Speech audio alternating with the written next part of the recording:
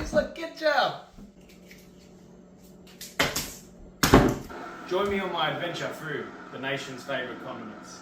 Today we're starting on tomato ketchup or tomato sauce. My recipe is pretty healthy. It's got whole tomatoes in. We're using truss. You chop them up. Did you hear about the big salad race on the weekend? Yeah, the tomato had to ketchup. If tomatoes are fruit, does that mean ketchup's a smoothie?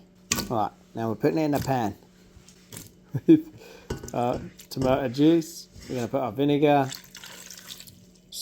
onions, garlic, salt, sugar. Our spices are in there with our tomato paste, apple and pear puree. Cook it down for a couple hours and then you just whizz it up in the Jamie. And there you have it. Beautiful.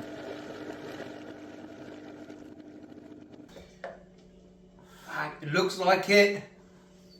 Smells like it. It's got the right consistency. Look at that drop.